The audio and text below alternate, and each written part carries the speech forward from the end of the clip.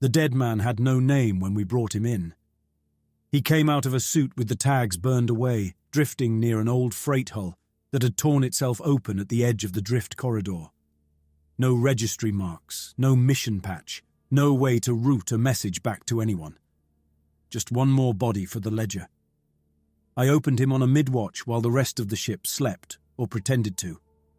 Autopsy bay lights glared down on the table, bright enough to erase shadows. The room was barely large enough for the slab, my console, and the bank of cameras that recorded every cut. Memorial for unidentified male human, approximate age 40. I spoke for the record. Brought aboard 4 hours ago, cause of death unknown. No external trauma except for suit breach along the left flank. My voice sounded dull in my own ears. I had done this speech too many times. Being a Fleet Memorial officer is not complicated to explain. I take people apart, find out how they died, then put them back together in words. The words matter more than the cuts. Families get them. Command gets them. History gets them. If the truth is ugly, it goes in anyway. I traced the suit breach mark across his ribs with the tip of a gloved finger. Sharp edge, melted rim, no charring on the underlying skin. Not a direct plasma strike, I recorded. More likely secondary tearing after system failure. The cameras watched from 3 angles. One overhead, one at my left shoulder, one on the far wall for full room context. Fleet guidelines insisted on it. Every movement, every misstep preserved. I picked up the rib spreader and hesitated. There it was again. That feeling I got sometimes on night shifts, as if the slab was a mirror and the body was just a version of me who had taken a different turn at some junction I had missed. Most memorial officers burn out in a few years. I had lasted more than a decade.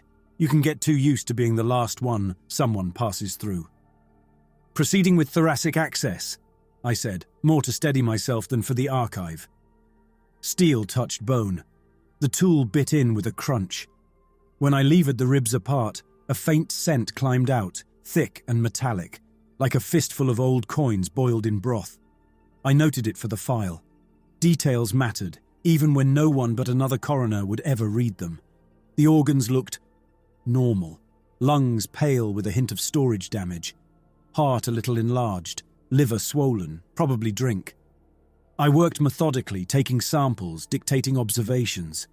I was halfway through when I noticed the jawline. I had glanced at his face 100 times already.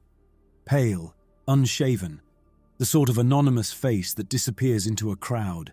Now, under the bright lights, his chin looked different. Sharper, almost familiar. I leaned closer.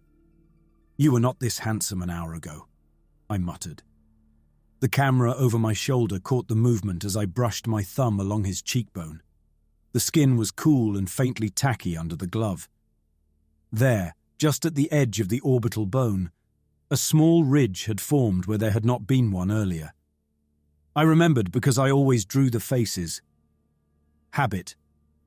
I had sketched his in my notebook when we brought him in, a quick outline to anchor the report. I checked the sketch pinned to the tray. Rounded jaw, soft chin, nose slightly off-center. I looked back to the body. The chin was longer now, the nose straighter. A faint dimple at the left corner of the mouth that had not been there before. It poked through stubble, a little hollow I knew intimately because I had watched it in the mirror every morning for years. My chest went tight. "Computer, pause recording," I requested. The red indicator light froze, then winked off. The cameras kept their cold stare, but the archive stream halted. I circled the table. From the other side, the resemblance sharpened. The slope of the brow, the cut of the ears. It was like staring at a rough cast of my own face, molded in pale wax and left to sag. I grabbed the slab controls and adjusted the tilt, bringing the head up.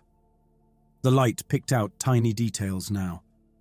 A faint scar along the right eyebrow where I did not have one, a mole on the cheek where my skin was clear. Not identical then, just close enough to make something inside me flinch. "Computer, continue recording," I ordered. "Note to archive. Possible visual artifact in subject presentation. Documenting for review." The light came back. I forced myself through the rest of the autopsy. Cuts, weights, measurements. I did not mention the resemblance again. That would have been an opinion, and opinions do not belong in the official record. My hands shook once when I closed him up. I blamed the coffee. Later, in my tiny cabin, I rewound the archive feed and watched the whole thing twice. On the first pass, the face never changed. It was my face from the first moment, clear as a mirror. The second time, the video corrupted just as I started the internal exam. A line of static crawled down the screen, breaking my features into shredded shapes. The timestamps flicked, jumped, reset. The audio flattened to a hiss. Command reviewed the raw data later. Sensor glitch, they ruled. Radiation from the drift corridor playing with the electronics. The body got logged as an unknown drifter, cremated, ejected. Case closed. I made one correction. I sat at my desk, pulled my notebook toward me and drew the face again from memory. This time I pressed harder with the pencil, carving lines into the page. "This is what I saw," I wrote in the margin. I kept that sketch as we shipped out and moved on. I kept it through 4 more contracts in quiet systems and 2 emergency deployments after riots on mining stations. I kept it when they reassigned me to a salvage tug with a reputation for going where other crews refused.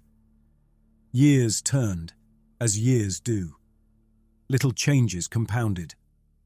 Somewhere along the line, my hair went thinner, my patience shorter, and the story of the nameless man on the slab settled into the dusty corners of my mind with 100 other oddities, until Cassandra dropped out of jump at the edge of nowhere and I saw what we had come for. The scaffold filled the viewport like a broken wheel. From this distance it looked almost artistic, a loose ring of spars and beams and modules that someone had once tried to weld into a coherent shape. Now it hung halfway torn apart, shards drifting along lazy arcs, holding their distance from one another, as if some invisible net still linked them. Commander Tyler Murray folded his arms, the bones in his forearms pushing against his skin. "Big Mother," he murmured. "That is the official term, is it?" I leaned on the rail beside him. Quartermaster Ivers snorted from the far console. "In the files it is Containment Scaffold 12. But I like Tyler's version better. Containment Scaffold. Old fleet rumor, now painted across my viewport in metal. The story went that in the early expansion days, someone had locked away something too dangerous to keep near any sun.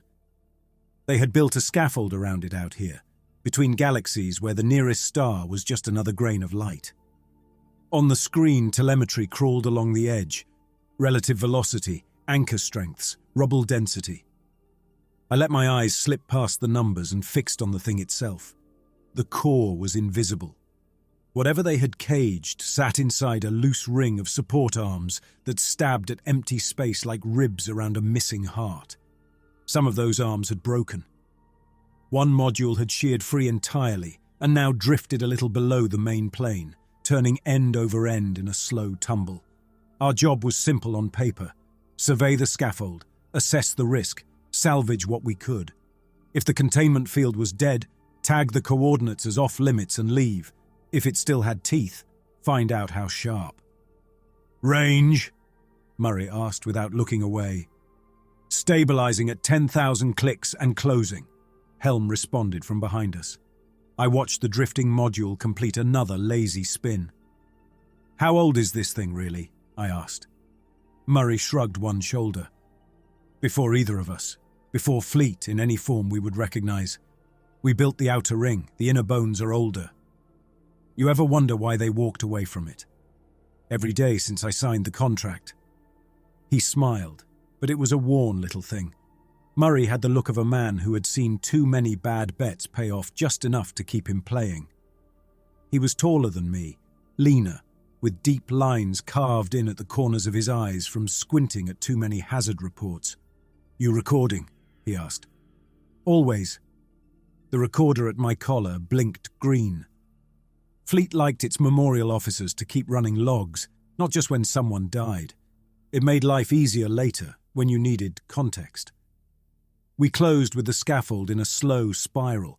Thrusters nudged us sideways, lining up with the drifting module below the main ring. It was about the size of our tug, maybe a little larger, a boxy construction with the rounded front of an old habitation block, welded to a newer support spine. On the main screen, the module turned. Black dust sloughed from its damaged flank in clumps, spreading out into a hazy cloud around it. The cloud did not disperse like normal rubble. It hung close, swirling, as if drawn to the hull. Ivers frowned at a sensor readout. That haze is eating light. LiDAR barely gets through. Dead matter bloom, the science tech muttered from his station. That must be the leak. All that mass, no reflection. Can our hull take it? Murray asked. For a while, I would not swim in it. Good, because you're not going outside. Murray turned toward the hangar feed. Answer, status on hooks? The hangar camera showed a small team in mag boots clustered around a heavy grapple assembly. Men in pressure rigs moved, clipping safety lines to rings on the deck, checking seals. The module's orbit relative to us was stable but not friendly. One wrong nudge, and it could drift out of reach forever. Answer looked up at the camera and held up 2 fingers. Grapples ready, he called over the intercom. Winch is warm. Drone lines are set. No hero moves, Murray replied. We bump it, we hook it, we bring it in. Nobody rides the thing, unless the drones tell us there is something worth the risk. I kept watching the black haze while they worked. It clung to the module like soot in zero gravity, sliding along the hull instead of drifting clear. When our maneuvering jets blew gas across it, the haze curled aside, then slipped back, drawn to the metal again. Reminds me of kids around a sweet stand, Ivers muttered. Morbid children, I answered. Those are the only kind we get out here. The first drone launched from the hangar, a stubby cylinder with attitude jets and a magnetic clamp jaw. It shot across the gap, course-corrected once, and latched onto the module's spine. A second followed. The winches engaged, cable lines grew taut, and our tug shuddered as the mass began to transfer. It almost worked. Halfway through, one of the drone clamps lost its purchase. The module jerked, spun. The remaining line yanked taut, whipping the drone sideways. The cable snapped. The module rolled slow and lazy away, and with it went Answer. For a second, I did not understand what I was seeing. Answer had been standing near the winch, boots planted. When the cable snapped, the recoil flung the drum across the deck like a thrown wheel. It hit his legs and lifted him, pitching him into the hangar mouth. One boot broke free of the deck grip. The next moment, he was tumbling out into open space, tether line unwinding behind him in a bright, snaking curve. "Lock that line!" someone yelled. The hangar view blurred as the camera auto-zoomed. Answer spun slowly, arms spread, one boot still glued to a patch of deck, the rest of him dangling over the void. "Cut thrust," Murray snapped. "Hold position." Helm acknowledged. The tug settled, vibration fading. On the screen, 2 crewmen jumped for the remaining cable, caught it, and slammed it into a manual brake. The tether went tight.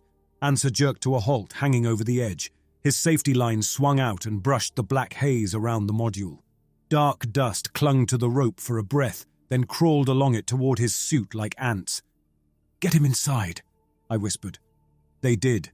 It took a full minute of hauls and curses, but they dragged him back onto the deck, kicking and swearing. The fuzz of black dust on his line rubbed off on the ramp, leaving streaks like charcoal. The module drifted a little farther, then settled as the drones managed to grab it again. "Minor contact," the science tech reported. "No measurable penetration. The haze looks sticky, but sensors show no breach on Answer's suit." "Remind him he owes us a round," Murray breathed out. "Then tell him he can keep his foolishness inside for the rest of the mission." He glanced across the bridge at me. "You got all that, Oliver?" "Every scrape. If he had gone, I would have needed details." "You have them." Murray turned back to the view. The module was coming in now, inch by inch, as our winches worked with more care. Let us see what he risked his neck for. We docked the module to our aft bay with a jolt. Magnetic clamps locked on with a solid thud that I felt through the deck plates. The bay doors sealed around the connection point. The usual checklist of pressure equalization, leak tests, and atmosphere transfer scrolled across the monitor. Ansar hovered near the doors in his pressure rig, gear scuffed and scratched from the earlier near loss. He caught my eye through the faceplate as I stepped into the bay in my own lighter suit, the kind we wore for contamination work rather than direct exposure. "You come to tell me I should be dead?" he asked through the local channel. There was a grin behind the question, but his eyes were too bright. "I came to make sure you are not." I clipped my helmet to the collar ring. "Hold out your hand." He obeyed, palm up. I ran the scanner across his glove, then along the seams of his forearm and chest. The readings showed normal. No seepage, no foreign particles inside the suit. "Any aches?" I asked. "Just my pride and my groin. The harness caught me in a personal place when they hauled me up. I will note that in the report. You do that." I checked the streaks of black residue on the ramp where his line had scraped. Up close, the dust looked like ground charcoal glued to the surface. When I moved the scanner over it, the reading went strange for a moment, numbers fuzzing, then settling. "Do not touch that," I warned. "I am not an idiot." We both knew that was debatable, but I let it pass. The inner hatch to the module cycled open with a grinding complaint. A curl of colder air slid into our bay, tinged with the flat, stale bite of long-sealed life support. I made a point of keeping my thoughts on the job and not on the fact that technically this place was someone else's tomb. "Cameras on," I called to the bridge. "Memorial log engaged." A light winked over the hatch. Ansar and I stepped across into the module. The lighting strips overhead were dim but steady, fed now by power from Cassandra. The walls bore old markings in paint I did not recognize, someone's forgotten script. The metal under my boots felt different from our tug's deck. The joints were narrower, the panel seams hand-cut. No automated production line had stamped this out. We passed through a short passage lined with empty lockers and into a larger central room. Someone had once used it as a guard station. A couple of skeletal chairs were bolted to the deck, tables folded up against the walls. A faded mural took up one entire bulkhead, depicting a circular shape bound in bands of color. I did not need a legend to guess what it represented. Beyond the guardroom, a heavy door stood halfway open. On the other side, the air felt colder. I could almost hear the absence of sound, the stillness pressed into the place by years. "Here we go," I murmured. The morgue sat at the end of a short, straight corridor. 6 restraint shells lined the walls, 3 on each side. 5 lay open and empty, stained with dark residue along their edges. The 6th was sealed, clamps still engaged. Floodlamps from Cassandra's Bay spilled through a small observation viewport, catching fine dust motes hanging in the air. The residue on the shells had a wet sheen to it, as if it had melted and dried again many times. Ansar whistled. "This is your kingdom, Pike." I stepped up to the sealed shell. The viewing panel at its head showed a mostly intact male form inside, wrapped in an old jumpsuit with unfamiliar insignia at the collar. "Memorial log," I began, letting the recorder pick up my voice and the room together. "Subsection Foreign Morgue, acquired from containment scaffold. Initial survey shows 1 occupied shell, 5 empty. Environmental status stable enough for transfer. Proceeding to move subject to Cassandra Autopsy Bay for detailed examination." I pressed my hand flat against the shell. The surface felt faintly warmer than the surrounding metal. "Let us get him home," I said. We lost an hour to logistics and safety checks, and I did not begrudge a single minute. Moving a corpse is simple. Moving a corpse from an alien morgue attached to an ancient prison scaffold is a different chapter in the manual. We trundled the shell across the umbilical and into Cassandra's autopsy room on its own wheeled frame. Once inside, I locked the bay door and ran through the contamination cycle. Filters scrubbed the air. Alarms blinked until the system was satisfied we had not brought anything in that would kill us in our sleep. The room felt smaller with the foreign shell taking up space beside my usual slab. The familiar instruments around me, bone saws, scanners, the little tray of pencils and notebooks, gave me a steadier anchor. I stood with both hands on the shell for a while before I opened it. "Memorial log," I started. "Subject 01 from Scaffold Morgue. Human male, unknown origin. Status, deceased. Beginning external exam." The clamps disengaged with a solid clack. A hiss of balance air slipped out. The lid lifted. He lay on the padded interior, eyes closed, skin the dull grey of someone long dead but well stored. The jumpsuit covered him from neck to ankle, a faded orange garment with a stripe down one side and symbols I did not recognize. His hair was dark, cut short. Beard growth heavy along the jaw. The jumpsuit had restraints at wrist and ankle locked down. "Prisoner," my mind supplied. I leaned in. His face was unfamiliar. Broad nose, heavy brow, a scar along the left cheek. "Mid-40s, I recorded. Physically robust. Visible scar tissue along cheek and jaw. No obvious trauma beyond natural decay." He had a faint tattoo on his neck just above the collar, a simple stripe that wrapped around the throat, thicker at the front. I made a note of it. I loosened the restraints and shifted him onto my slab. Muscles moved under my hands with the stiff resistance of a body that had been in cold storage for a very long time. His fingers were calloused. His nails showed signs of manual work. Nothing about him screamed anomaly. That was almost disappointing. I started with standard scans. Height, weight, external marks. I snipped a small lock of hair for analysis, peeled back the jumpsuit to look for subdermal implants. His chest bore a few old scars from what looked like blunt trauma, ribs that had once broken and healed crooked. As I lifted his arm to note an old fracture line, I paused. Had his cheek scar always been that straight? I frowned and leaned closer. Earlier, when I first opened the shell, the scar had curled around his cheekbone in a ragged line. Now it seemed sharper, more precise, running in a neat arc from jaw to ear. "Oliver, you are tired," I muttered. Still. I glanced at the wall display. The room cameras had the feed on a short delay buffer. I tapped back 10 seconds and watched myself lift the corpse's arm. The scar on the playback matched what I saw now.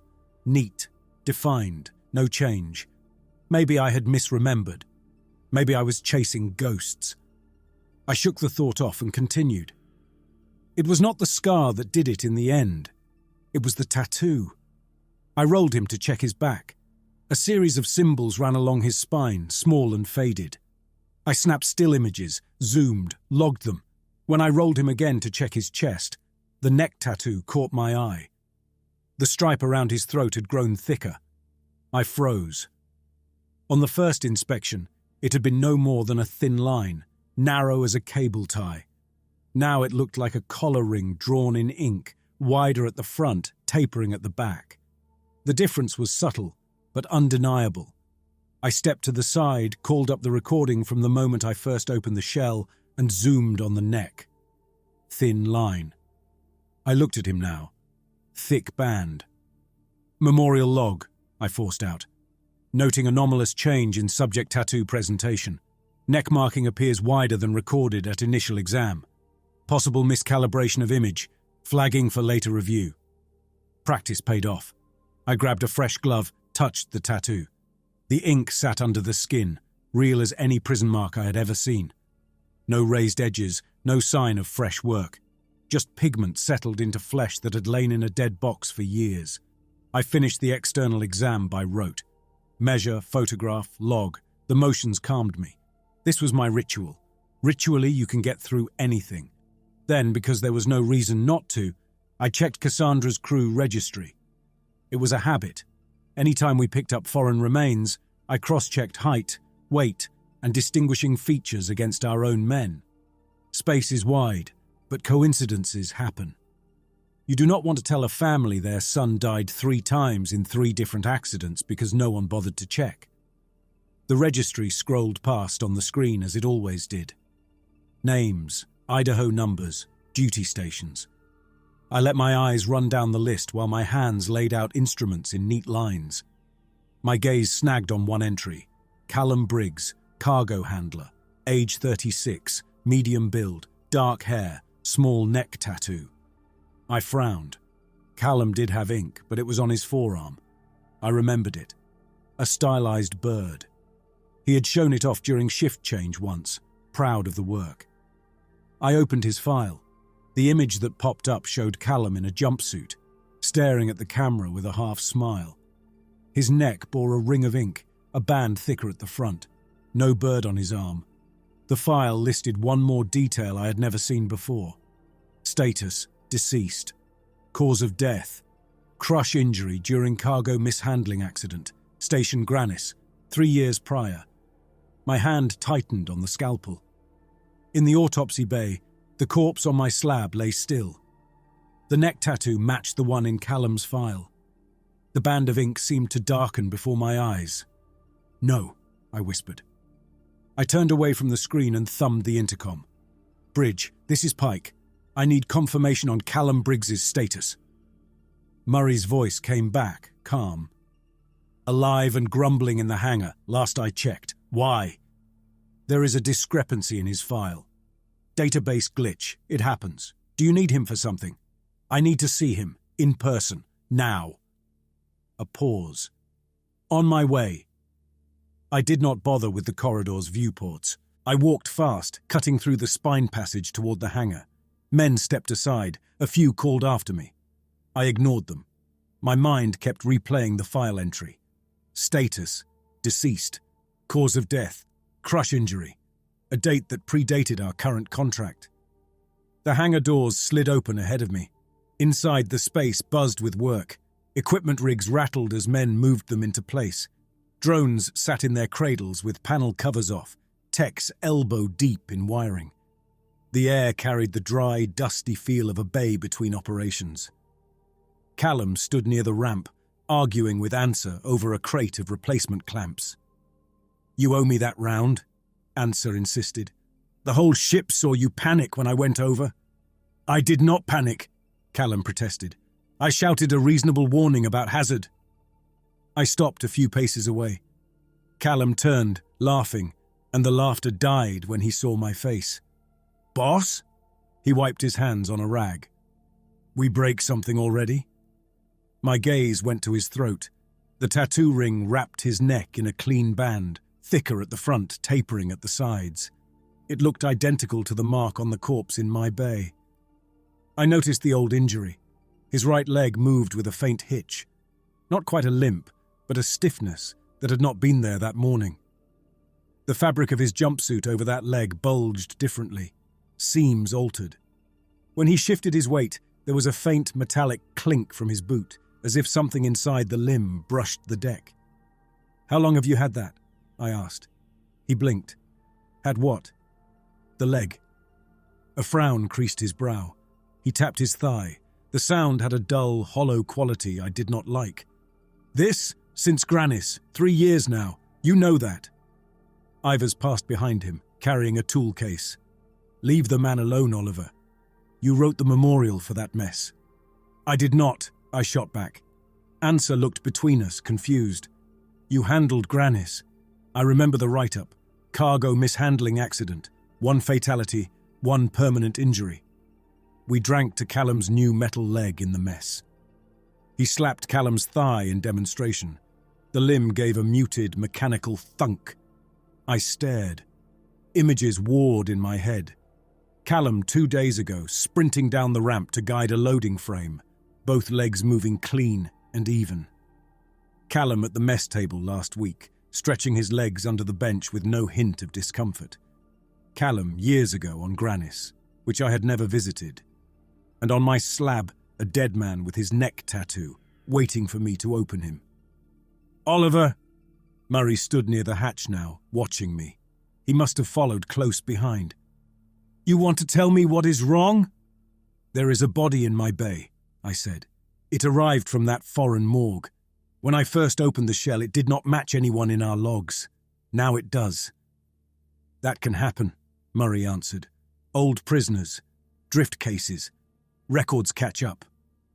The file says that body is Callum Briggs. It also says Callum died 3 years ago and that he lost his leg in the same accident.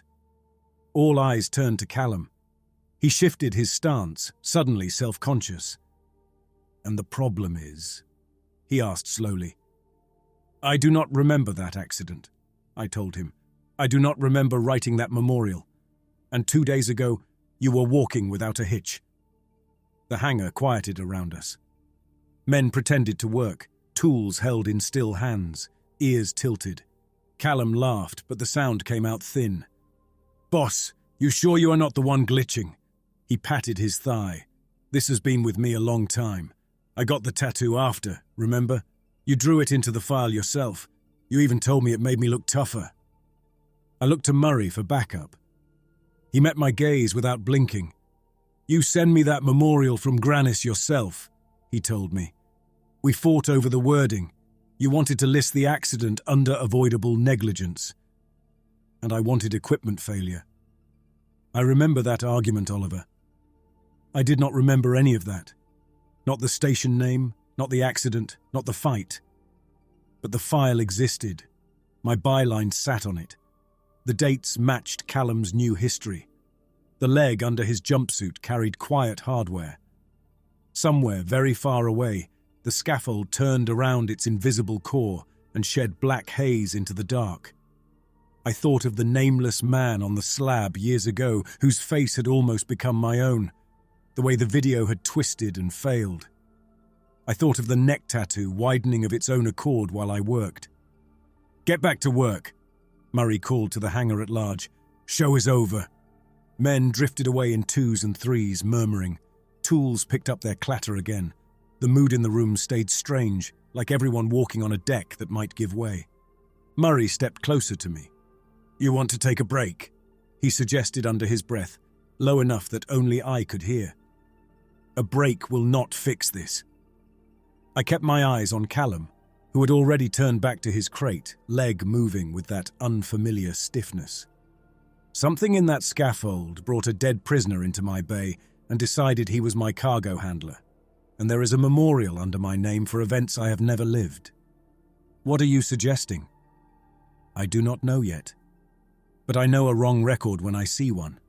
Somewhere between us and that prison, the truth got bent. Murray glanced toward the viewport, where a sliver of the scaffold was just visible through the hangar's outer glass, metal ribs outlined against the stars. "You are the one who lives in the archives," he murmured. "If the truth is moving, I need you to catch it. Fast." I watched Callum hoist a crate, metal leg humming quietly inside his boot, neck tattoo dark against his skin. "I will start with the body. If it thinks it is him, I want to know which of them is right." I turned and left. The corpse looked patient when I came back. He lay on the slab where I'd left him, jumpsuit peeled to the waist, chest bare. The overhead cameras watched from their angles. The morgue shell waited against the far wall, its interior stained with black residue. I locked the autopsy bay door and ran the contamination cycle again. Systems purged and refilled the air. Indicator strips along the walls changed color one after another. "Memorial log," I started. "Resuming detailed exam of subject retrieved from scaffold morgue. File currently linked to crewman Callum Briggs. This is Oliver Pike, Fleet Memorial Officer aboard tug Cassandra." I pulled a fresh apron over my jumpsuit, snapped new gloves on, checked the seal of my face shield. It was overkill by fleet standards. The guidelines assumed the dead were not going to reach up and touch you. The tools on the tray gleamed. Bone saw, scalpels, tissue shears, sampler needles. I laid them out in a line, forcing myself through familiar ritual until my breathing settled. "External description complete," I told the recorder, moving to internal exam. I opened him from throat to navel in one smooth cut. The skin parted, then the fat and muscle under it. No surprises at first. The usual colors, the usual sheen. The ribs rose and fell gently as I worked the spreader in. When I pried the cage open, the first thing I noticed was the dust. Fine black particles lay across the top of his lungs, in a thin layer, like someone had emptied a burned-out filter into his chest. My light caught tiny fragments clinging to the pleura, to the slick outer surface. Noted. Foreign particulate throughout thoracic cavity, I recorded. Visual match to dark residue from morgue shell and scaffold haze. I brought the sampler close. The black grains shifted toward the metal tip, as if a breeze moved only for them. I held the sampler still. The grains crept along the lung tissue, gathered at the edge and climbed onto the instrument. Movement present. Not gas, not liquid, dry particulate, behaving as if under attraction. I did not say alive. Words in the memorial had weight. I pulled the sampler back and watched the grains follow a little way, then fall away, as if whatever drew them to the tool weakened with distance. On the slab, more dust leaked from severed vessels, seeping up around the organs like smoke that had been frozen solid. I took tissue sections. The sample needles came out with black in their tips. When I sliced into the heart, more dust spilled from the chambers, coating my gloves. The residue did not soak. It gripped, clinging in a thin film. Not ambiguous enough for Command to blame a glitch this time, I muttered. The toe tag at his foot caught my eye. White plastic clipped to his big toe. I had written his provisional ID number on it earlier, neat block letters plus unknown male scaffold morgue. The ink had dried. Now the letters low on the tag looked thicker, as if someone had traced them. I scraped dust from my gloves into a tray, stripped them, pulled on a fresh pair, then stepped down to the foot of the slab. The tag's surface felt smooth under my fingertip. No damp ink, no raised lines. The words changed while I watched. The first stroke blurred, then sharpened into a new shape. The U of unknown narrowed, straightened, became R. The rest of the letters shifted along, flowing like handwriting seen through moving water. I blinked once, it did not stop. A heartbeat later, the tag read, Callum Briggs, cargo hand. The handwriting was mine. I put my thumb on the tag and pressed hard, as if I could hold the letters still by force. They did not move again. Memorial log, I said. Toe tag inscription altered during exam. Content now lists subject as Callum Briggs, one of our crew. Noted that I did not rewrite tag consciously. Handwriting appears to be mine. Video review recommended. The overhead camera light winked at me, recording every word. Sensors along the wall chimed, a rising tone that cut through the room. A red status bar flashed on my console. Containment breach. Anomalous particulate density. I glanced at the tray holding the scrapings from my gloves. The black residue writhed in a slow roll, like ground glass sliding under its own weight. Fine threads reached toward the lip of the tray.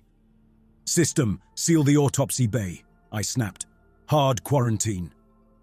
Lockbolts thudded in the door. Vent baffles slid shut with a dry clack. The air system switched to independent feed, isolating this room from the rest of the ship. The comm panel chirped. Pike, talk to me, Murray's voice came through. I triggered manual quarantine. I see that. You care to share why I now have a big red light on my bridge telling me our coroner has a problem? I looked at the residue on the tray. A thin tendril had reached the edge and curled over, questing along the metal toward the table leg. We have movement in the dust, and our guest's paperwork is writing itself. That is not specific enough. The foreign particulate from the morgue shell is inside the corpse and moving on its own toward any metal tool I bring near it. It is also tripping our contamination sensors. And the toe tag just changed from unknown to Callum Briggs's in my handwriting while I was standing here. The line went silent for a moment. Clear, Murray said finally. What is your risk level inside? Short term, manageable as long as the dust stays out of me. Long term. I watched another tendril reach and fail. Ask me when we know whether it prefers dead flesh. I am not leaving you sealed in with that thing forever. Work fast. His tone shifted, the way it did when he switched gears from small talk to orders. We are getting more gravity deviations off the scaffold. Whatever is leaking is still leaking. We need to know if there is any way to close it. You want me to ask the corpse? If it shows up in our systems as a crew member we never lost, then yes, part of me does. A pause. I am pulling a team together to move deeper into the scaffold and check the containment nodes near the core. You are on that team as medic and recorder. Finish what you can there, scrub the bay, and meet us in launch prep in 40 minutes. Understood, I answered, because the alternative was to say that 40 years would not be enough, and that did not help anyone. The comm cut. I glanced back at the open chest. Inside, the organs were no longer the patchwork I expected. I saw old trauma healing and new trauma overlaid. The liver looked wrong. A pale band of scar tissue ran through it, sharp as if a surgeon had once carved a wedge out and left the rest. Except there was no corresponding scar on the skin. One kidney showed signs of having been removed completely and replaced with a sleek artificial substitute, metal and composite. The feed lines for it led nowhere.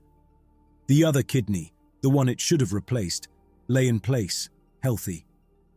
Two versions of you, I murmured, both insisting they happened. I caught myself. Internal reaction limit. Note the details, move on. I closed the corpse back up as best I could under the circumstances.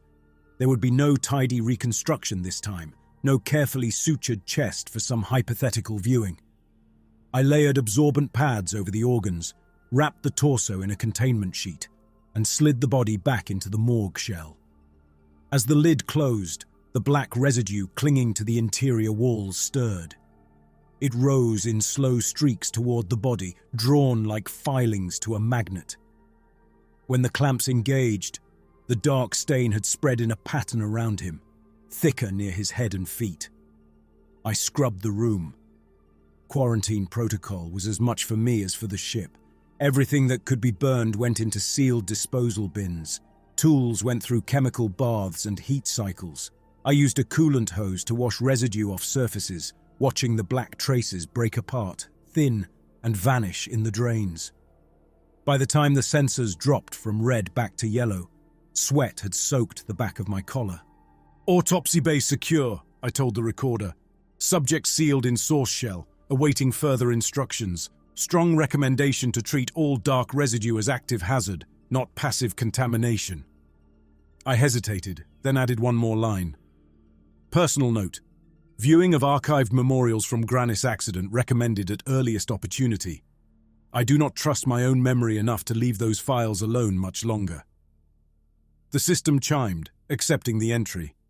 I killed the room lights, stepped through the decontam shower, and headed for launch prep. Men moved through the prep bay with the tight focus of people who knew a bad idea when they saw it and were going to do it anyway.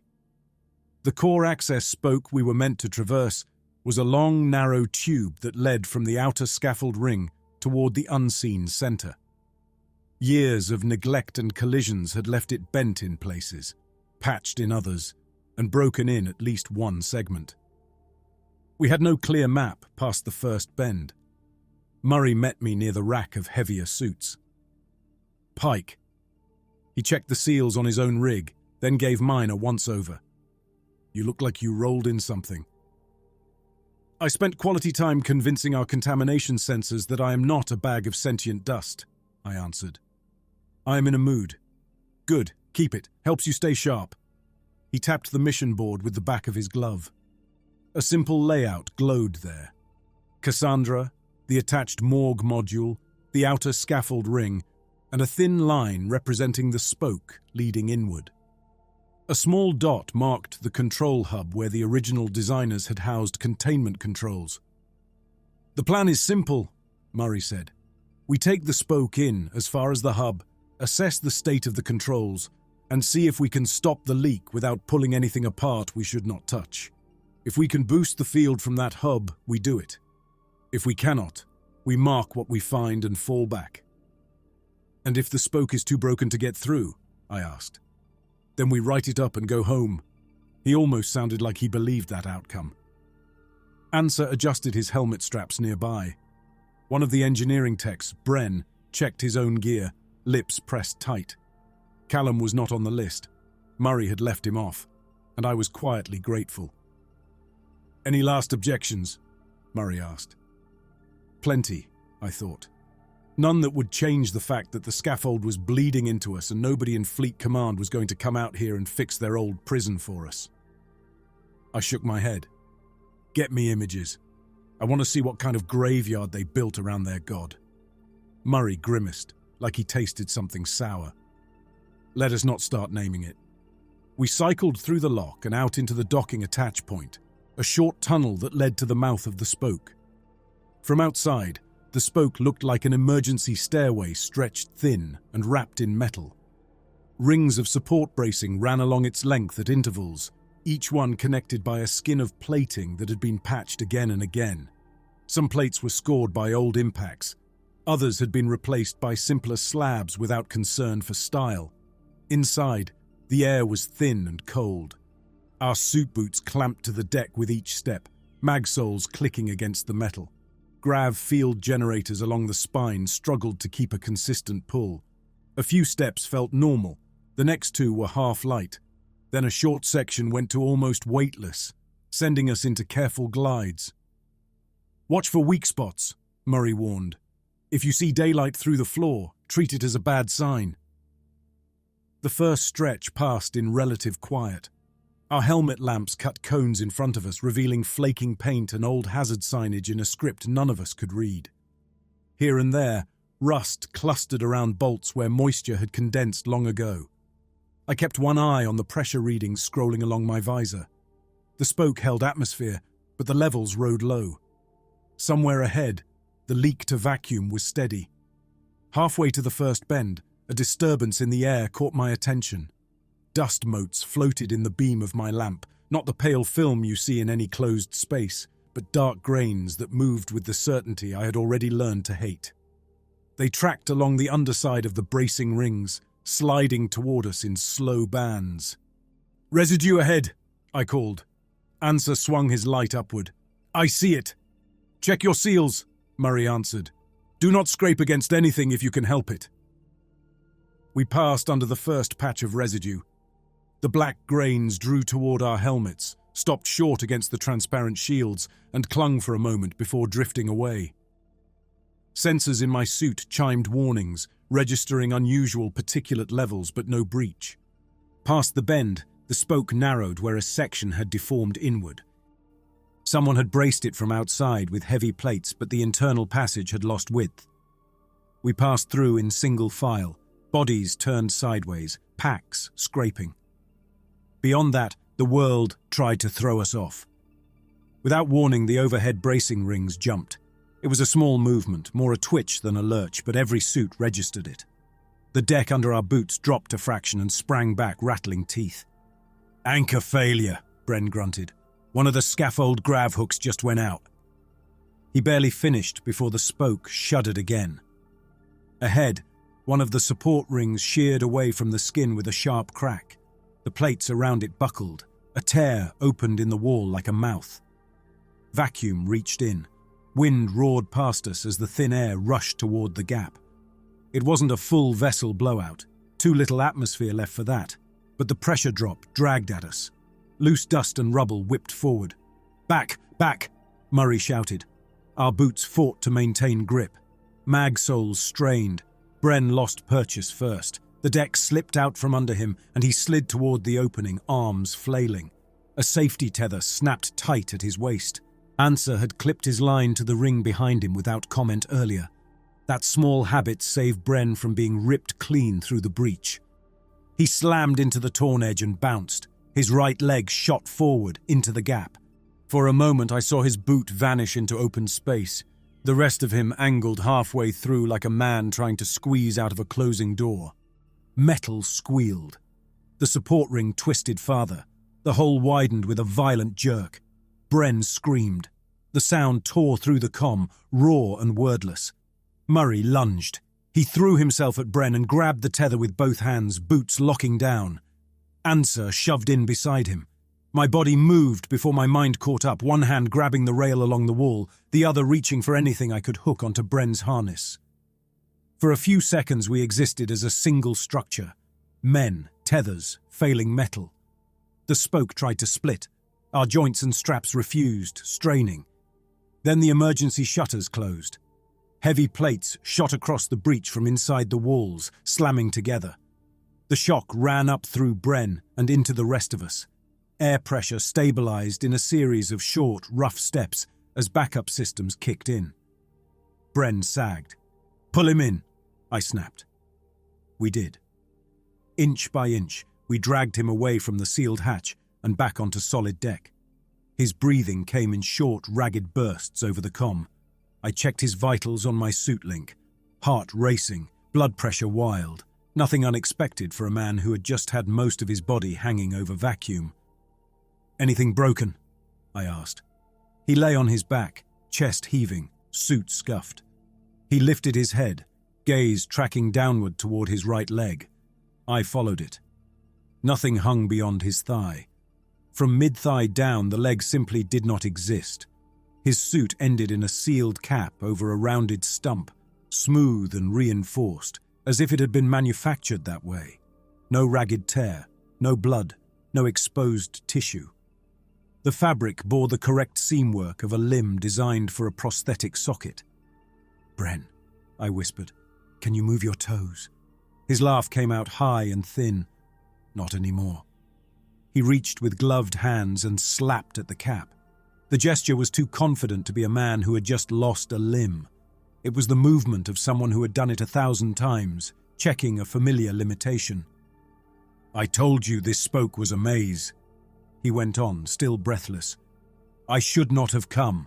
I am not built for this kind of scrambling." "You walked onto this mission with both legs," I answered. "I watched you run drills yesterday." "Pike, I have not run anywhere in years." He let his head fall back against the deck, sweat glistening on his upper lip inside the visor. "Ask anyone on shift." Murray crouched beside us.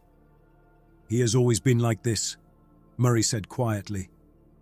"Lost the leg on a repair job along the Granis line, remember?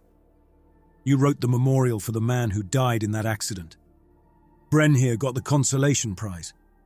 I stared at him. "Granis again," I breathed. The name had followed me from the autopsy bay. It felt like biting on tinfoil. I tapped into Bren's personnel file on my wrist display. The data came up fast. Name, age, duty, injury, traumatic leg loss during equipment collapse, Station Granis. Date, several years back. The service photo showed him leaning against a bulkhead, grinning, one pant leg pinned neatly over a rounded stump. "Do you remember having two legs?" I asked, even as I knew I was pushing him into a corner. He frowned. "Of course not. Why would I remember something that never happened?" "Because I do," I did not say. Murray glanced down the spoke toward the core. "We cannot keep going with him like this," he decided. "We turn back long enough to send him to Cassandra and get a replacement. Then we try again." Bren bristled. "I am not deadweight," he protested. "I have climbed more ladders like this on one leg than most of you have on two. Strap a line on me, and I will make it." His voice carried something else under the pride. Terror at being left behind so close to the unknown. I recognized it.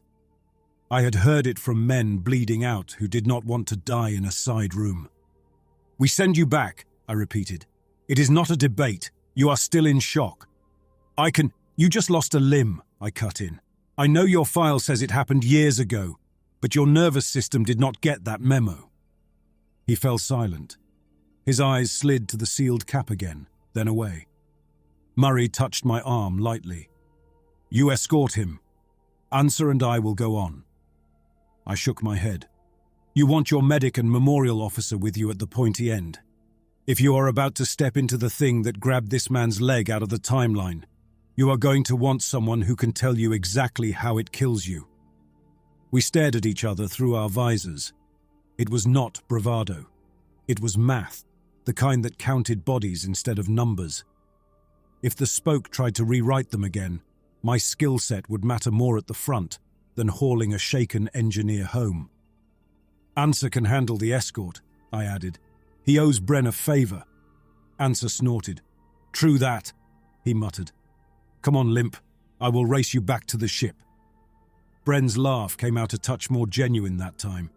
Murray considered, then nodded once. Fine. Answer, you babysit. Pike, you stay with me. We push onto the hub, and then we all get the hell out of this bone. They retreated, moving carefully back along the spoke toward Cassandra. I watched until their suit beacons faded around the bend, then turned toward the inner darkness with Murray. Do you feel any different? He asked as we walked. More confused, I answered. Possibly older. Does that count? I mean physically. I checked in with my body. Heart rate elevated but not racing, limbs intact, no tingling, no numbness. I am still the man who woke up this morning, I said. I would like to stay that way. Good. Stay clear of the walls whenever you can. I do not trust this structure. Trust is not the word I would pick for any part of this situation. We moved on. The spoke narrowed further near the core, as if the original builders had not expected visitors to come this far often. The residue thickened. Black dust, thick as moss, covered some sections of wall and ceiling, flowing in slow tides toward the direction we were walking. The grav field faltered completely near the inner end. We drifted more than walked, using handholds and boot clamps to control our progress. Ahead, a bulkhead glowed in our lamps, an inner hatch reinforced with layers of unfamiliar alloy, scarred but solid. A small panel beside it had once held a keypad. It now lay open, wires hanging like veins. Think it still works? I asked. We will find out. Murray reached into the panel, careful, and bridged 2 contacts with a small tool. Sparks crackled. The hatch groaned, then slid aside a few centimeters. A burst of colder air puffed out. A phantom taste of damp metal and old sweat cut through my mind like a memory, defying the sealed suit. That was our smell allotment for this stretch of hell. Murray worked the mechanism until the gap was wide enough for us to slip through. Beyond the hatch lay the control hub. The hub was smaller than I had expected. For something that held the keys to an imprisoned god, I had imagined a cathedral. This was closer to an overbuilt utility room someone had filled with regrets. The space formed a low cylinder, walls lined with consoles and harness frames. Bundles of cable and conduit snaked from the consoles into the floor and ceiling, vanishing toward the unseen core. Every surface bore traces of dark residue, thickest around the restraints. The harness frames were designed to hold a human, or at least a human-shaped body, upright against the central column, chest to metal, limbs braced. Each frame had clamps at wrists, ankles, and neck. A cluster of ports at head height waited for something to plug in. Warden rigs, Murray murmured at my shoulder. They wired people into this system. Temporary or permanent, he answered with silence. A ring of consoles circled the room, each with a dull screen and a row of manual keys. One of the consoles still held power. Light crawled across it in waves. I drifted toward it, boots tapping the floor with gentle clicks. My lamp cast enough light to show labels under the controls, this time in fleet script, bolted over whatever had been there originally. Containment field strength, inner anchor status, haze confinement. The last one drew my eye more than I liked. On that gauge, a needle hovered in the lower third of the scale, quivering. Whatever this field is, it is low, I said. Can you boost it from here? I frowned at the layout. I am a coroner, not a prison engineer. Funny, you are the one in the room who writes the final words over hard problems. This feels like one of those. He was not wrong, and I did not thank him for it. The controls were simple enough in principle. Manual sliders, switches, physical knobs that locked into place. No complex software menus. The original builders had wanted anyone with hands to be able to operate this in a pinch. Another console near the far side of the room caught my attention. It held a viewing rig, an old-style display with manual reels housed in a protective cradle. Fleet had mounted their own interface over part of it, but the core machinery looked older. The reels were labeled in a language I could not read. Fleet technicians had attached small plaques below each, translating only the bare minimum, event log. Containment operations. Breach attempts. One plaque at the very bottom read, First Prisoner Event. Below that, in a different hand, someone had etched, Do not play. If there is one thing I know about warnings, it is that they are an invitation when you have too little information. Murray, I called. You need to see this. He floated over, boots clicking down near mine. What? Event logs. Looks like they kept video of containment operations, including ours. I pointed at a newer reel labeled with fleet script. Field Reset, Cassandra Mission. My name and Murray's were engraved smaller beneath that, careful and official. We have not done a field reset yet, he said. Not in my memory. Carefully I slotted the reel into the viewing rig and brought the system online. The display came up in a wash of static that settled into a grainy image of this same room. Same consoles, same harness frames, a few more residues of tape and tools lying around. Two men stood near the main console, helmets off, faces bare. I recognized mine first. I looked a little younger, maybe.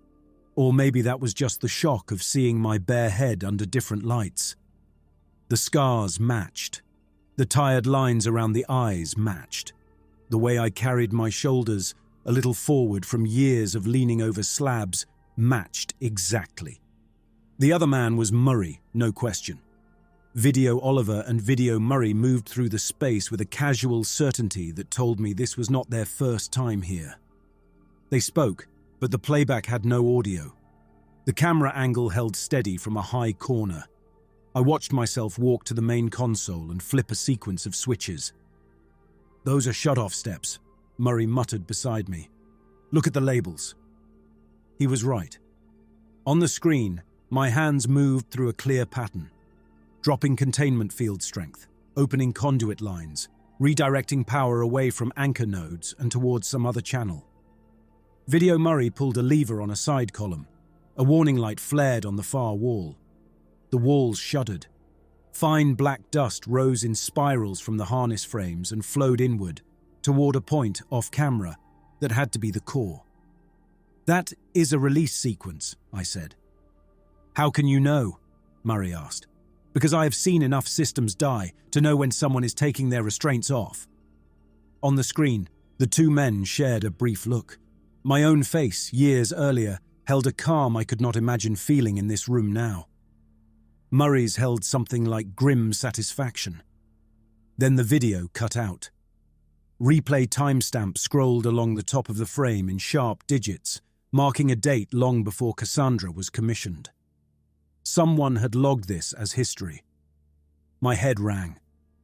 Do you remember this? I asked. Murray stared at the paused image of himself on the screen. No, I have never been in this room before. He tore his gaze away and turned to the live console. The containment gauge twitched, needle dropping another fraction. That sequence in the video, he went on, matches part of what the techs laid out for us back on base as a reset option. They wanted us to run a controlled drop in the field and bring it back up clean, burn off the black haze sitting in the lock. It was meant to be our last resort. You think Command already sent a team to do that once? I said slowly. Us. Only, not us. Or will. He ran a hand over his helmet, fingers scraping plastic. Or would have if we had just followed orders.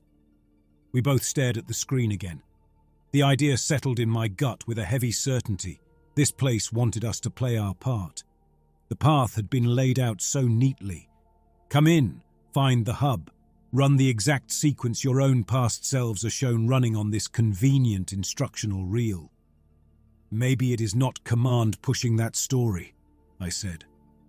Maybe it is something else using our procedures as bait. Murray glanced at the harness frame nearest us. The clamps at the neck still bore faint impressions of a jaw and throat that had rested there once. Whatever is in the core has had a very long time to learn how we work, he murmured, and it has access to our hardware now. Files, labels, personnel records, your toe tags. And legs, I added. Do not forget those. I looked back at the controls. On the live console, the options glowed faintly. A slider marked Field Reset waited under my hand. The position of the slider matched where my recorded self had put it in the video. My fingers itched. It would have been so simple to grip the control, push it along the track and watch the numbers change. One movement, one choice. One more human error woven into a very old story. I stepped back instead. "No," I said. Murray turned toward me. "We do nothing. The leak grows. That haze is already in our ship, in our crew, in the corpse in your bay. If we do this the way the recording shows, we are giving whatever is inside exactly what it wants." He grimaced. "We do not know that. We know it can reach into our history and redraw it like a file name. We know that anything written in our systems can be pulled sideways. We know someone went through this procedure once and left us a reel that stars us before we ever arrived. You want to lean on that as your manual?" I stepped closer to the console, heart thudding hard enough that I felt it in my throat. This was more than a technical question. This was my domain. I was the man who wrote final lines under events, who made the version that survived scrutiny. If the entity in the core had been shaping us toward this moment, it would have counted on my love of procedures, my trust in recorded truth. The recorded mission version where we obeyed the instructions had failed, or else we would not be here. "Sometimes the only way to keep a story from repeating," I said, "is to ruin the script." I hooked my fingers under the console's main cable and yanked. Connectors tore loose with a harsh crack. Screens went dark. The faint hum of power in the keys faded. A few status lights along the walls guttered out. Murray flinched. "You just killed our best chance to fix this from a safe distance," he snapped, "and possibly our best chance to hand it the keys." My hands shook. I clenched them into fists at my sides. "You want to tell Command I broke their toy? Go ahead. I am more worried about us walking out of here still ourselves." He stared at me, then let out a breath. "You better be right." The room seemed to lean closer, as if listening. Somewhere deep in the structure, something shifted. The deck under our boots trembled. On a side console, still fed by a secondary line, a gauge ticked down another mark. "We bought time," I said. "Not much, but we stopped the easy route." Murray nodded once. "Then we do it the hard way. No more partial measures. If the only way to cut this leak is closer in, we go closer in." He looked at the harness frames again, then back at me. "Next step," he said quietly, "is to find out exactly what kind of lock they built around this thing, and what it costs to hold it." The passage from the hub to the core felt like walking down a throat. We left the consoles dark behind us, floated through a short transfer tunnel, and came up against another hatch. This one had no fleet script on it, no familiar controls. Just a heavy manual bar running across the center and old symbols etched into the metal. Shapes like eyes and circles with lines through them. Murray hooked his boots to the deck and gripped the bar. "Ready?" he asked. "Not even a little. Open it anyway." He leaned his weight into the bar. Something inside the mechanism grated, a dry grinding like sand in an old hinge. Bit by bit the hatch shifted, then slid aside with the slow reluctance of something that had not moved in a very long time. Cold air drifted out. The pressure reading on my visor twitched downward, then leveled. The dark residue we had been walking through thickened near the gap, strands bending inward as if sniffing.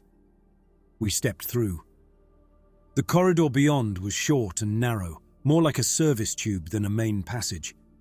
It descended in a shallow slope, lined with cable bundles and ribbed handholds. Ahead, the glow of another space leaked around the edges of an open frame. Halfway down, I stopped. On the left side of the tube, bolted into place with brutal care, hung a skeleton. The bones were fused to a crude harness welded directly into the wall. Rusted clamps circled its wrists and ankles. A collar ring fixed the spine in place, vertebrae pressed tight against metal. Black residue had crept into every seam, coating the bone in a dull film. A strip of metal plate had been riveted beside the skeleton's skull. Someone had scratched lines into it with something sharp. Not in a language I knew. Not even fleet script. Just row after row of small, straight marks crossing each other in neat groups, like a man counting days he refused to forget. I drifted closer, boots biting the deck. The skull had no jaw. That sat a little lower, wired to the harness with a loop of cable. Someone had wanted to keep it with the rest. They used to bolt the wardens where they could watch the door, I murmured. Make sure nobody came in who should not. Or make sure no one went out, Murray answered. The residue on the bones shifted at the sound of his voice. It crawled along the rib cage toward us, then slid back when it reached the limits of whatever held it there. I thought of the toe tag changing under my thumb, of Bren's missing leg, of Callum's casual acceptance of a history I had never lived. Whoever this man had been, he had tried to hold on to himself by scratching lines into a plate until his hand failed. I lifted my wrist recorder, snapped a still image, then moved on. The only way I knew to honor him in that moment was to get past him. The corridor opened into the core chamber. For all the violence focused on this place, it was smaller than I had expected. The room formed a squat cylinder around a central column as wide as a shuttle. The column rose from floor to ceiling, wrapped in layers of old alloy and newer plating. Cables as thick as my thigh ran from it into the walls, disappearing toward the scaffold arms. Every surface, from the floor grates to the curved ceiling, bore streaks of dark residue. It clung thickest near a ring of harness frames bolted around the column. They looked like the rigs in the hub, but heavier, built to hold a body tighter. Each frame had a backplate that hugged the column, with arm and leg braces extending outward. Wrist and ankle clamps weighted open. A neck ring jutted from each frame at head height, lined with contacts. Only one frame still had power. Tiny status lights along its edges glowed a weak green. The residue on its surfaces seemed more active, sliding in thin trails along the metal. "Warden lock," Murray breathed. "You ever serve with anyone who did a tour like this?" I asked. "No. This is back when people thought the only way to keep a monster quiet was to chain a man to it." We circled the column slowly, boots gripping and releasing the floor. Our lights picked out old markings on the walls. Different species had left their touch here. Scratched symbols, short lines chiseled into bare metal. A few phrase plaques bolted on by later fleet crews. One plaque bore our language in small flat letters. Memorial Gate Uplink, authorized officers only. Gate. Murray frowned at it. My mouth went dry. Memorial Gate, I repeated. They wired this thing into Fleet's remembrance network. Fleet's memorial system was simple in theory. Every ship and station fed casualty records and final reports into a central archive, where they were sorted, backed up, and eventually distributed to local hubs. Families could request access. Historians could trawl them later. The system did not just store facts. It shaped how events were remembered. Once a memorial went in and passed review, it became the version most people held. You could challenge a memorial, but it was rare. Those words had weight. "You see it?" I asked. "See what?" "Whatever is in there can twist us, twist local logs, twist ship registries. But it cannot reach the places that are already anchored by a strong story believed across the network. It keeps pushing at the edges, trying to grow a past where it is free. The lock is not just alloy and field. It is the history we keep about it." Murray stared at the plaque, then at the powered harness frame. And the warden was the one who fed that history in. He realized. Chained to the lock, keeping a running account no one could rewrite without going through him. "Until it rewrote him," I said. "Or killed him. Or both." I looked at the skeletal remains in the corridor, remembered the scratched lines. A man trying to hold his story steady while something bigger pressed in. The residue on the harness frame nearest me stirred, crawling along the clamps toward my boots. It stopped short when it reached the edge of the metal, as if sniffing the gap. "Field readings?" Murray asked. The gauge on his wrist showed containment strength dipping lower. The leak was still getting worse. "We are out of time," he muttered. We both knew what that meant. We had broken the remote controls. There would be no clean reset from a safe distance. If we wanted to change anything now, it had to happen here, with hands directly on the lock. I moved toward the powered frame. "Oliver," Murray warned. "I am the one they built this for." I touched the neck ring. The metal felt oddly warm through my glove. "I am the officer with authority to write final accounts. They wired that into this room for a reason. You strap in, that thing will use you." "It already is," I said. "You saw the video. It knows our faces. It has played with my files for years. At least this way I choose the terms." He stepped in front of me. "And if you guess wrong?" I looked past him at the cables, the residue, the slow pulse of the containment gauges ticking toward danger. "If I do nothing, it wins by default. It keeps chewing our history until it gets the story it wants. The only chance we have is to give it a story it cannot use." He held my gaze. Whatever he saw there made him step aside. "I will route control through your rig," he said. "If it starts to eat you alive, I will pull you off.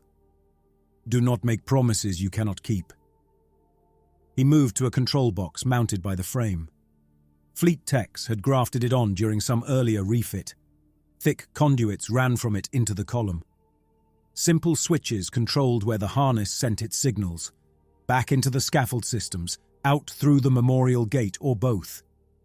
"Strip your outer suit," he instructed. I popped the seals at my neck and wrists, shrugged out of the bulk of the suit, and stood in the lighter underlayer. It was more like a second skin than clothing, lined with sensor threads and contact points. The air in the core chamber bit against my damp hair. Murray adjusted the frame. The arm braces swung open like awkward wings. The ankle clamps slid apart. When I stepped into place, the backplate met me solidly, metal against spine through thin fabric. He locked my ankles first. The clamps closed around my boots with a final click, bolting me to the deck.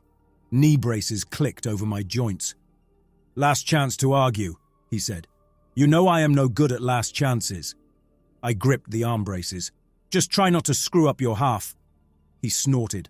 "That has never been the problem." He closed the wrist clamps.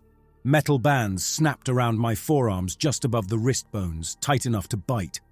I felt the touch points engage, tiny shocks nipping my skin as the harness handshake ran. The neck ring came next, dropping down over my head, narrowing until its inner padding pressed against my throat and jaw. Clips engaged at the back of my skull. "Breathe," Murray said quietly. I did. One slow inhale, one exhale. The ring allowed it, barely. Cables slid forward, guided by his gloved hands. One set clipped to ports at my temples. Another latched into the hard points over my collarbones. The thickest line plugged into the small socket beneath my collar where my personal recorder linked to the ship. The moment that cable engaged, the world shuddered. The black residue came for me. It peeled itself off the harness frame in narrow streams and flowed over the metal into my cuffs. Cold seeped through the underlayer as the dust crawled along my skin. It moved like ground glass pushed under cling wrap, scraping along nerves. For a heartbeat, I saw myself from outside. A man pinned against a column, dust crawling across him in dark veins.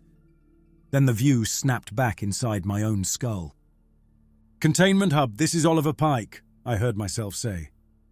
I had not meant to speak yet, but the harness had already started routing my voice. "Initiating memorial link." Fleet script scrolled across a small screen mounted near my left hand. "Memorial gate active. Recording." So that was it. The harness had a direct uplink into the same network I had spent my career feeding from tiny autopsy bays and casualty decks. Here, at the heart of a god's prison, those cables were thick enough to graft my whole mind into the system if I let them. Murray worked the control box. "Routing field control through Warden Channel," he called out. "You should see interface prompts on that side." He flicked a series of toggles. New prompts appeared on my small screen. Field strength, leak rate, anchor load, each with simple up or down inputs, no hidden menus. The builders had wanted something a man in pain could operate with one hand and minimal thought. I flexed my fingers. The movement tugged at the restraints, sending spikes of discomfort up my arms. "I have it," I said. "Good. Do not touch anything yet." He moved toward a secondary panel on the far side of the column, checking readings. The residue around his boots stirred but did not climb. Something deeper in the core woke up. It did not speak. There were no voices, no whispers, none of the storybook nonsense that makes possession sound like a conversation. It moved. The dust under my skin surged. Every vein in my arms felt packed with fine gravel.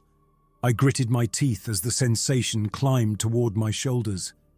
Images came with it, but not in any tidy stream. They slammed into me like collision footage. I watched a man I did not know stand on a different scaffold deck, screaming up at a sky carved by another war. I watched an alien warden with 4 arms carve marks into the wall with the broken end of a restraint. I watched my own younger self in a morgue on that earlier salvage run, opening a nameless corpse whose face belonged to me. Each image came with a weight of emotion, of lived years, all trying to squeeze into the same skull. The harness tried to sort them. I could feel the machine's crude logic. It tagged each life as if it were a file for my archive, names and dates and bodies flashing past. Too many, far too many. The thing in the core had been filling wardens with other people for a very long time. "Oliver," Murray's voice cut through the rush, "talk to me." "I am here." I forced each word over the gravel in my veins. "It is trying to stack lives. Can you hold it?" "For now." I could feel how this was supposed to work. The lock had 2 forces, the field that kept the entity's physical presence confined to the core, and the story about that field held out in the wider world. The memorial link was meant to keep the story straight. The entity had turned that link into a hose, trying to cram its preferred histories into whoever strapped in until they broke into the shape it wanted. I did not need to outthink it. I just needed to give the system one strong story to grab, stronger than the mess it was shoving at me. Something simple, official, and repeated enough that the network would accept it as truth. "Memorial Gate, this is Oliver Pike," I said. My voice steadied as I fell back into old patterns. "Opening final account for salvage tug Cassandra. Fleet contract designation as previously filed. All hands lost." Murray jerked. "Oliver! Shut up!" I snapped. "Do your job, Tyler." I was already doing mine. The memorial work channeled through the same hardware as the containment controls. As I spoke, the field strength slider on my small screen flickered, responding to the tone I used, the certainty in the words. I did what I had sworn never to do. I lied into the archive. "Mission summary," I kept going. "Upon approach to containment scaffold 12, tug suffered catastrophic reactor failure. Vessel destroyed prior to establishing physical connection. Structural fragments lost to intergalactic drift. No salvageable mass." I felt it as I spoke. The words went out through the cables, into the spine of the scaffold, then out along the thinner lines that tied the memorial network back to Fleet. Every syllable pressed into the lock like a wedge. Field strength climbed a fraction. Leak rate slowed. The thing in the core answered with pain. The dust under my skin heated. Not hot enough to burn through, but enough to make sweat break out along my spine. My arms shook. The skin above the clamps on my wrists tightened, then broke in thin lines as if someone were carving letters there with a blunt knife. I looked down. Raised scars formed around the cuffs, looping in shapes that meant nothing to me. As I watched, some lines faded while others thickened, as if different versions fought for space on the same strip of skin. It wanted to write its own story on my body. I kept talking. "Casualty report," I continued. "Total loss of crew. Names and files sealed under classification level black. Recommendation: scaffold and surrounding space listed as non-viable salvage target due to presumed reactor contamination and structural instability. Further approaches discouraged. The more firmly I painted that picture, the more resistance I felt from the harness. The entity tried to shove other possibilities into my mouth. Visions of us walking into the hub happily, of us opening the field, of the scaffold drifting empty after we left the gates open. I refused to give those pictures words. Murray moved at the edge of my vision, throwing switches on his panel to support the changes I forced. Every time the entity tried to drop the field a notch, he jammed a control back the other way. Every time a conduit flickered, he kicked its casing or bridged a connection manually. "Field is stabilizing," he called. "Barely. Whatever you are feeding it, keep going." His features looked wrong. I realized that in flashes between waves of pain. The side of his face closest to the column had taken on a different set of lines. A scar I knew from a boarding action years ago now lay on the other cheek. His eyes did not match. One looked older than the other, with a different pattern of lines around it. The entity could not reach my words, so it was grabbing the next best bet in reach. It leaned into Murray. He winced, biting back a sound, but kept working. "Tyler," I warned, "it is in you. It has been in all of us since we opened that first hatch." He slapped a lever, sweat sliding along his jaw.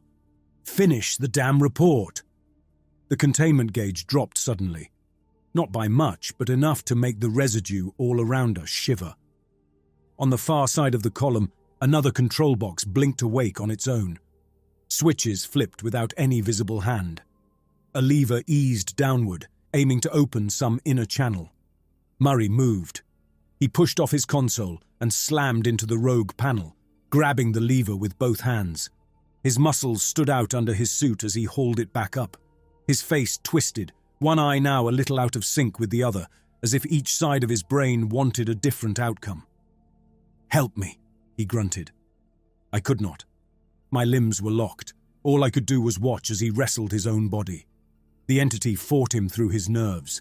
The lever jerked, eased down, rose again in a miserable tug of war. For a moment, Murray's arms shook in opposite directions, as if each limb belonged to a different man. "Do not let it turn you into the version on that tape," I forced out. He laughed, short and ugly. "I like to think I have better taste." He braced one boot, used the other to kick the box. The lever snapped. The handle broke off in his grip, leaving the stalk bent and useless. The partial victory cost him. Resinous black seeped from his left nostril, trickling down over his lip. His cheek rippled in a way that made my skin crawl. Long, healed scars vanished from his forehead as if someone were wiping away lines on a page. He wiped his nose with the back of his hand, looked at the stain on his glove, and swore. "Pike," he ground out. "Whatever you are going to do it now." The lock was listening. I could feel that. The more I pushed my false story into the network, the more the physical system shifted in response.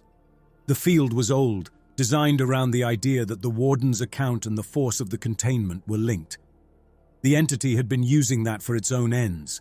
Now I was trying to take that control back, even if the story I fed in would make future historians spit.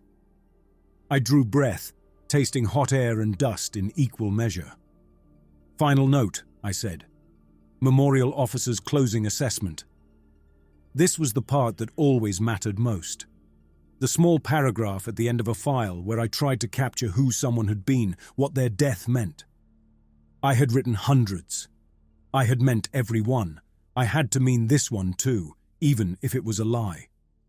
Tug Cassandra demonstrated standard adherence to protocol until loss of vessel. I spoke into the lock. No evidence suggests hostile external involvement in the failure. All indications point to equipment fatigue and human error. No further investigation recommended as risk outweighs potential gain. Let the dead rest. I forced that last line out through clenched teeth. Let the dead rest. I was burying my crew alive in the record, listing them as corpses on a day when most of them were still breathing deeply somewhere behind me. The field answered. The containment slider jumped upward. The leak rate dropped sharply. A deep vibration ran through the column, a physical shudder like a vast door settling back into its frame. All around us, the residue reversed. The dust that had been crawling along walls and harness frames in slow streams turned, flowing back toward the column. It slid off Murray's boots. It withdrew from the scars on my wrists, leaving the raised lines behind but taking the crawling movement with it. It fled into the seams of the central structure, vanishing through gaps too fine for the eye to follow. The entity did not go quiet. It screamed through motion. The entire scaffold jerked. Through my back, I felt the arms of the structure pulling in, tightening. Outer modules shifted. The hub we had left above us leaned closer to the core, then held. Emergency compensators groaned, trying to handle the load. In my ears, the memorial gate chimed. Fleetlink confirmed. It flashed. Record stored. Distributed. The lie was out. The network had it. Somewhere far away, a quiet clerk in a safe office would see the auto flag and sign the file into permanent status. It would go into the archive as the official account. Any future missions to this coordinate would have to push through those words. The entity slammed against that new boundary. The pain hit harder. Where the dust still lay inside my veins, it surged, trying to punch through the walls the system had just reinforced. My fingers cramped. My back arched against the harness, restraints biting deeper into muscle. I felt something crack along my left side. "Oliver!" Murray lunged toward me. The neck ring heated. For a moment I smelled my own skin cooking where the metal touched. Sharp. Bitter, like meat left too long over a coil. I bit my tongue hard enough to taste blood, anything to keep from screaming the wrong thing. "We are done," I gasped. "Kill the link." He reached for the memorial controls. Behind him, one of the other harness frames snapped to life on its own. Clamps on that empty rig slammed shut. Cables jerked, writhing like snakes. A blast of black residue shot from its backplate toward Murray, striking him across the chest. He staggered. The dust did not just cling to his suit. It punched through. It slammed into him with enough force to knock him off his feet. For a heartbeat he hung in the air, body arched, limbs spread. The residue crawled along his torso, up his neck, into his mouth and eyes. It moved fast, like a tide surging through a narrow channel. He hit the deck on his knees, head bowed. "Tyler," I breathed. He lifted his face. For an instant I saw three versions at once layered over each other. The man I knew, lined and tired. A younger officer I had never met, eyes bright with raw ambition. A stranger with no fleet cut to his hair and old scars from another culture. Then the layers settled. He looked at me with eyes that did not belong to him anymore. The set of his mouth had changed. Something in the angle of his shoulders said he was waiting for instructions from somewhere else. He stood slowly, the dust melting into his suit until it vanished. "Field reset sequence incomplete," he said. His voice sounded almost normal. Almost. He walked towards the panel that controlled the Warden rig's connections. Each step left a faint smear on the floor that faded an instant later. The entity had done its work cleanly. "Tyler," I called. "You are still in there. I know you are." "We are in some version of me, yes," he answered, fingers hovering over the switches. "And in that version, Oliver, this lock has to come open." He reached for the main toggle. Bound in the harness, I only had two options left: words and pain. I chose both. "Memorial Gate," I choked out. "Addendum to final record. Commander Tyler Murray, Captain of Tug Cassandra, deceased in line of duty. Cause of death, refusal to serve hostile force. Official honors recommended." The system did something I had never seen it do. It tried to reject the entry. The small screen flickered. Text conflict, it flashed. Source unverified. The harness knew Murray was standing 5 strides away, live and moving. It did not want to accept a claim that he was dead. I forced the narrative through anyway. Clarification. Subject not physically dead. Subject's history overwritten in favor of hostile agenda. Original record of life considered terminated. New pattern treated as separate entity. I felt the lock take that in. The field around us twitched. The arms of the scaffold groaned again, pulling tighter, squeezing. Murray froze. His hand hovered an inch above the toggle. His fingers trembled. Lines appeared on his face, then vanished, then returned in different arrangements. For a heartbeat, his expression cycled through a dozen small changes.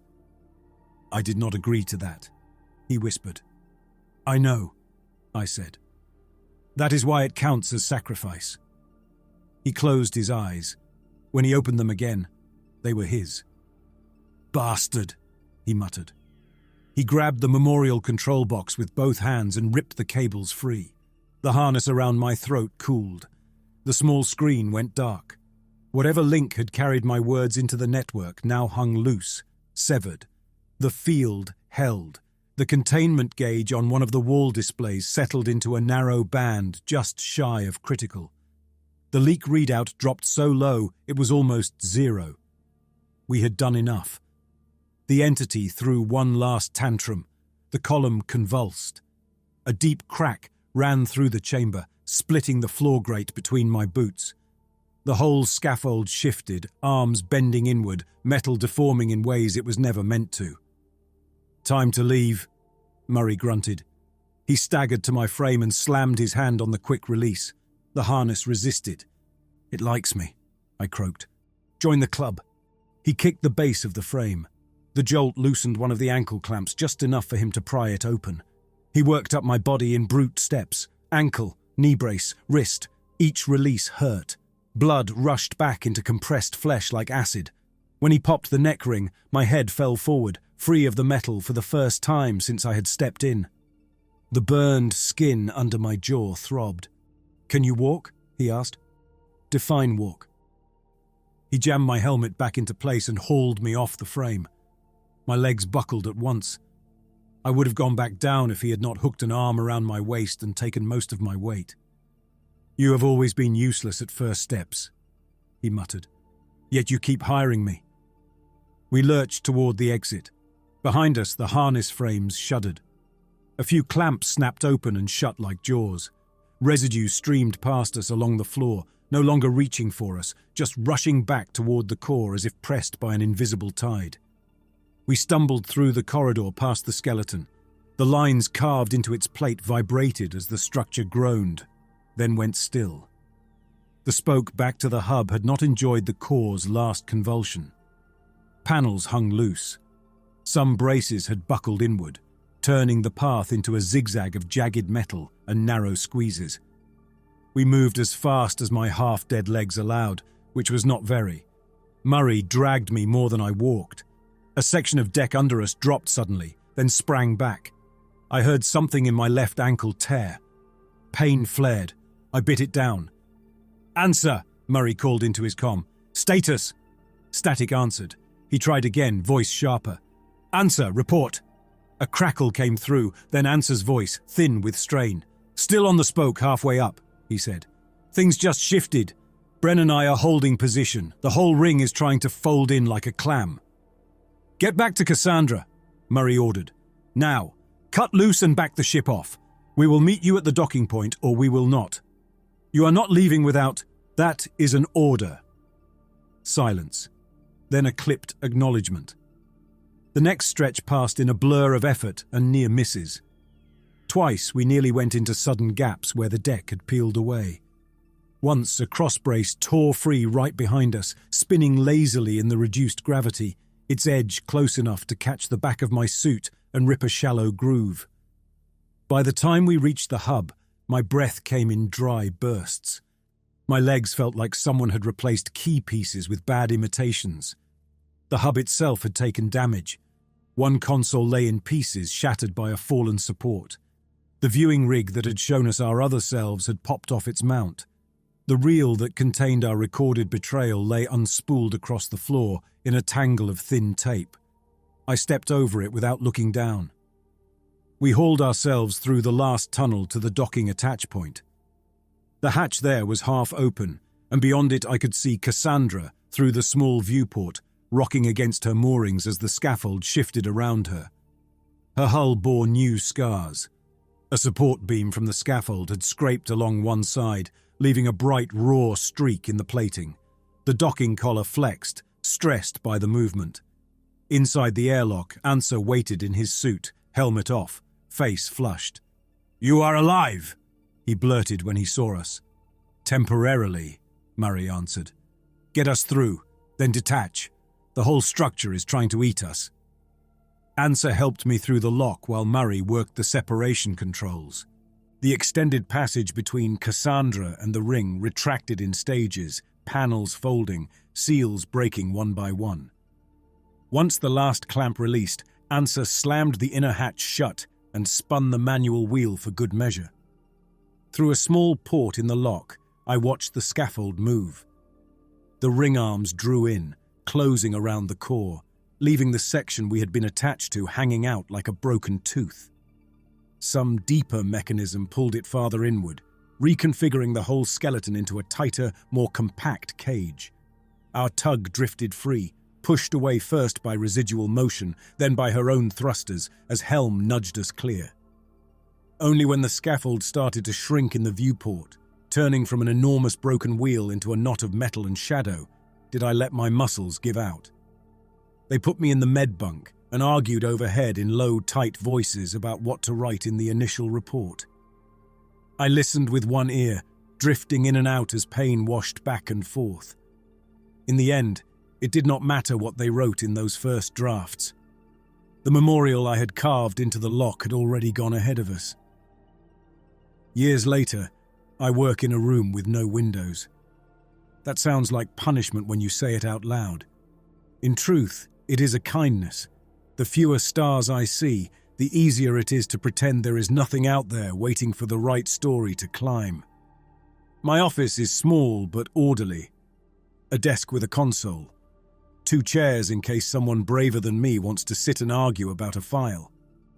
Shelves along the walls hold physical backup drives, and in one corner a scatter of old paper notebooks they never made me give back. My badge lists me now as Memorial Review Officer, Rear Archive, a title for someone who checks other people's work instead of making new deaths. Most days are simple in the worst way. I open a record, skim the cause of death, confirm facts against ship logs, and stamp the file as clean. When I am feeling generous, I fix grammar.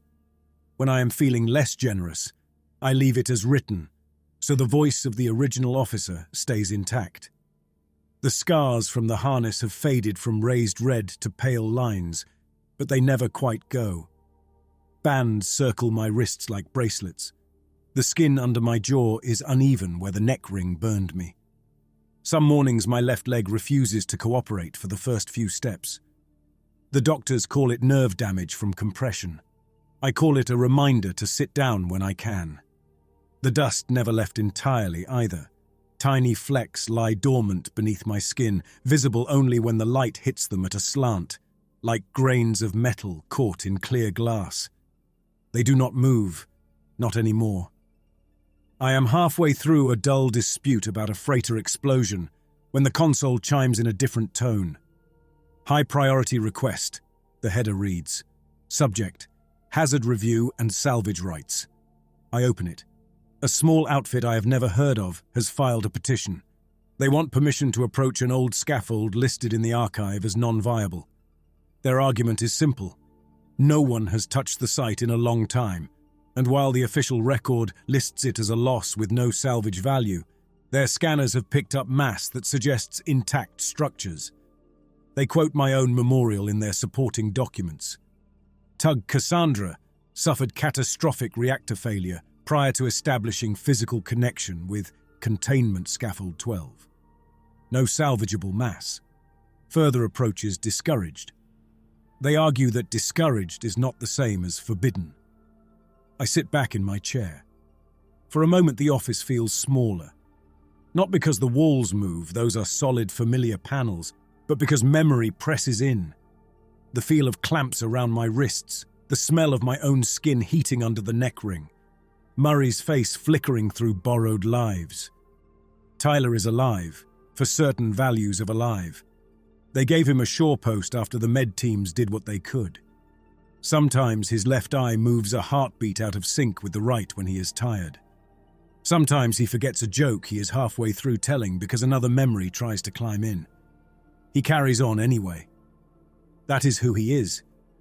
Officially, the man I declared dead in that chamber no longer exists. Fleet accepted my assessment. The entity that borrowed his history is a blank entry in my private notes, a question mark in human shape. I look back at the request. The crew applying for salvage rights has no idea what lives under that neat paragraph. To them, it looks like an old job someone botched, with scrap waiting for anyone bold enough to look past the warning. Embedded in the request is a route the automated system expects me to follow. I can rubber stamp their petition, opening the door. I can reject it with reasons the outfit can appeal. Or I can send the file into a quiet loop that will tie it up in procedural knots until their grandchildren die of boredom. The system will demand justification either way. It likes reasons on record. I tap the response field. Request denied, I type. Rationale: prior loss of vessel and incomplete evaluation of structural changes to scaffold. Residual field irregularities pose ongoing risk. Recommend no approach until comprehensive study conducted by dedicated hazard team with full fleet backing. I know there will be no such team. Fleet has newer worries now, closer to home. Old secrets drift out of fashion like uniforms. I send the denial. The system logs my reason, stamps it with the time and my badge, and drops the request into a closed bin. If the salvage outfit wants to push, they can, but they will find themselves up against a wall of forms and committees. Most do not have the patience. My console returns to its gentle line of work. Another freighter wants its casualty list checked. Another station memorial needs a signature. The machine is very good at pretending this is all there is. I slide open the bottom drawer of my desk. Inside lies a single paper notebook, pages swollen from years of handling. On the first page is the sketch of the nameless man I opened on that old autopsy table, the one whose face turned into mine. Beside it is a second drawing, done later with a clumsier hand. The scaffold as I saw it the day Cassandra approached, arms broken, haze clinging. Between those pages, pressed flat, is a thin, printed strip. It is not an official document, just a private copy of the memorial I recorded in that harness, pulled from the archive on a day when I could not bear not to see the exact words. I keep it not because I doubt my memory, but because I want a record of the lie that matches my own hand. I run my thumb along the lines. Reactor failure. Total loss. No salvage. Every sentence designed to steer living men away from a prison that should never open cleanly again. In the back of the notebook, in my own cramped handwriting, there is another account. Not for Fleet. Not for the gate, not for anyone but a hypothetical stranger who might, one day, wonder why that scaffold never quite stayed quiet. It is the closest thing to the truth I could bear to put down. No classification tags, no formal case headings, just simple, blunt lines. We found an old lock built out of metal and people. We let it use us once. We refused the second time. To keep it closed, I killed my crew on paper while they were still alive. If you are reading this, do not go there unless you are willing to pay more than that. I close the notebook and slide it back into the drawer. I do not log its existence anywhere official. It lives in the same grey space I have occupied since that day in the Corps. Somewhere between the clean world of archived truth and the murk where useful lies are born. On the console, the queue refreshes. A small icon in the corner notes that the denial I wrote has been processed, compressed, and filed. The memorial I carved into the lock so long ago remains unchanged. No one has challenged it. I rest my hands on the desk. The skin around my wrists catches the light, pale bands where the harness once held me. Faint ink stains smudge my fingers from the notebook. When I spread my hands, the scars and the stains line up, rings and marks and lines crossing each other in quiet patterns that are mine, all mine. Out in the dark, a prison built from metal, and stories tightens itself a little more each year, held shut by a lie that looks enough like truth to stand. Here at my desk, I keep watch in the only way I still can. I read the dead, and I decide which of their stories get to live.